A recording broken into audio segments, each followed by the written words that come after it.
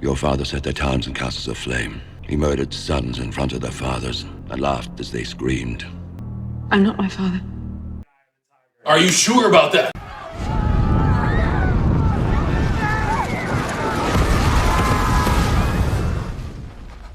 It didn't have to happen.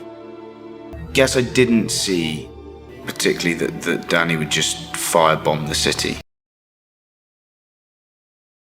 At the end of season 5, all the books they had relied upon to make Game of Thrones had stopped. This was due to the writer having not completed the rest of the story.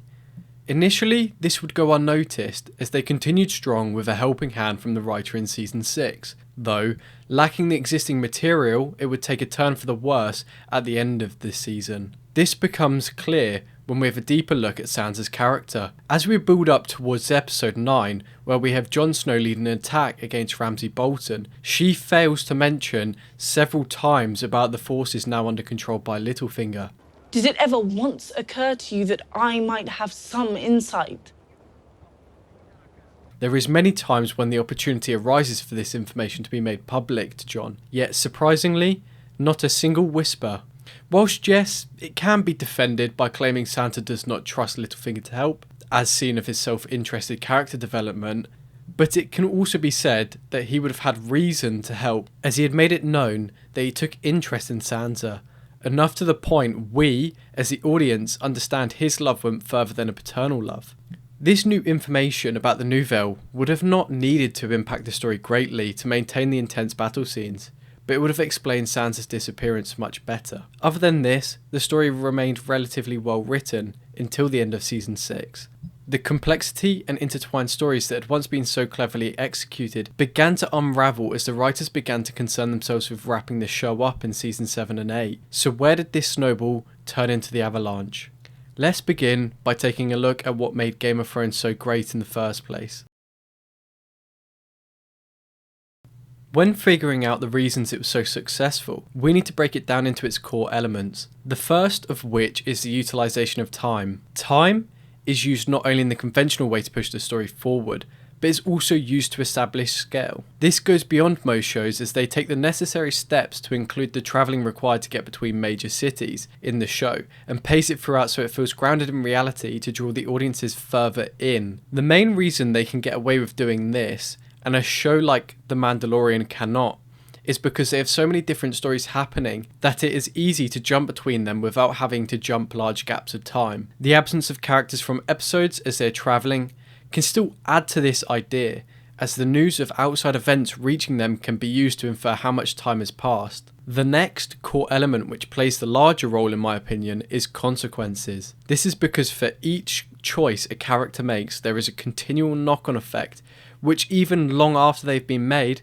continue to affect the story and impact other characters' choices. A prime example of this knock-on effect is Ned moving to the capital. That decision single-handedly leads to his execution, to the North rising up, to his son's death, and on and on. This element of the show meant that no matter how small the action may seem, it would still carry a large weight as it impacts every other decision later on. Not all consequences were bad though, as these actions can just as often turn out to be good, but this uncertainty can allow for audiences to become worried and anxious, as the result is still very much unexpected, as decisions in the moment that may seem the most reasonable can also turn out to be the exact opposite. To add to the element of consequences, the show also does a perfect job with removing the plot armour. What is meant by plot armour? Well, it's very simple. It's the idea that no matter what happens, a certain character cannot die as they're integral to the story.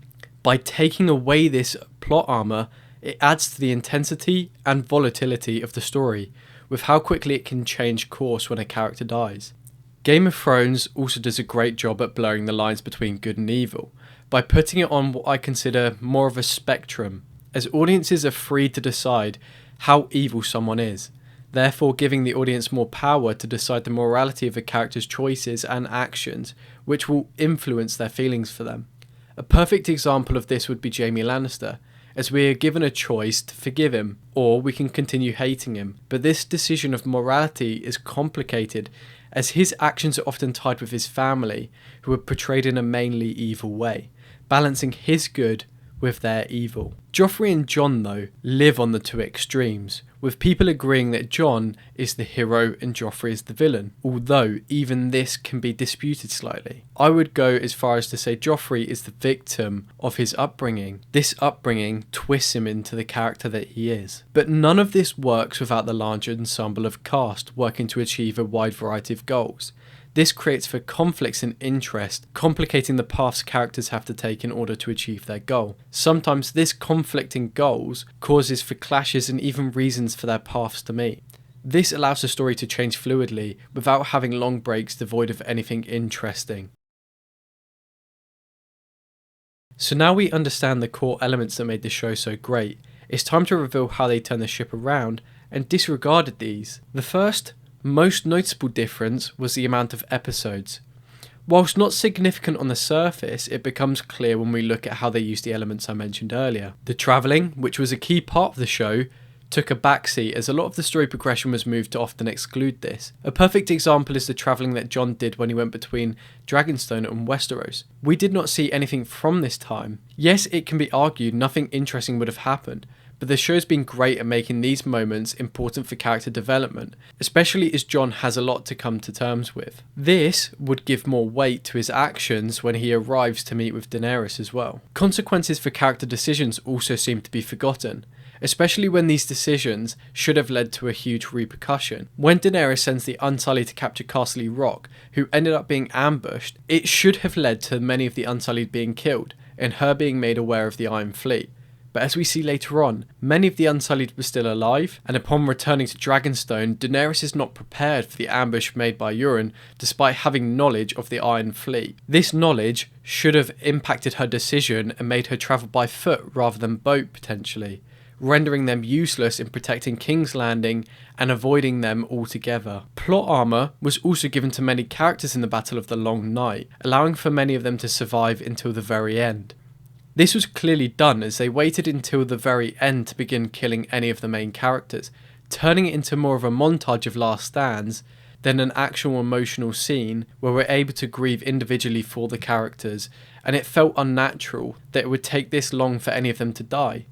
Another example of this plot armour being deployed is when Daenerys attacks King's Landing in the final climactic battle, and not one ballista was utilised by the enemy forces despite having time for more than one to take a shot. It felt like a deliberate action in order to keep both the dragon and Daenerys alive without providing an alternative solution to their advancements, such as a war machine capable of countering them. It is also important to note that Daenerys' actions to set the city alight went against everything she stood for and against her development in the series, with their only justification for this being one action taken during season 7 when she killed Sam's brother and dad. While some may say that Cersei's betrayal by not sending support for the Battle of the Long Night and executing Missandei would have been enough to cause this reaction, it is also enough to make her just want to destroy Cersei and not the innocent civilians of the city who were clearly surrendering. It is very easy for people to explain how they would have done the final 2 seasons of Game of Thrones, but instead of speculating about what would have worked, it may provide valuable to look at what steps can be taken to fix the seasons. The first, and my best idea, would be to wait for the release of the last book, which can then be adapted to television, keeping as many of the old cast as possible and recasting where necessary. For those who have noticeably aged, there can be attempts made to de-age them using practical and digital effects, which was to make not much changes and hope the audience is still able to enjoy it. The new seasons would then be able to be added as an alternative ending for those who prefer, whilst not completely discarding the old version. Audiences can then pick which one they prefer. Depending on which one is more loved by fans, future projects can focus on continuing the story of the more popular ending, such as the rumoured Jon Snow show. My second and final idea would be to fix a resolution to the ending by continuing the rumoured plans and flesh out a Jon Snow show where they're able to justify the decision with a story that the fans will enjoy. What that story could be about, I simply do not know. Thank you for making it this far. If you want more type of this content, give the video a like and subscribe.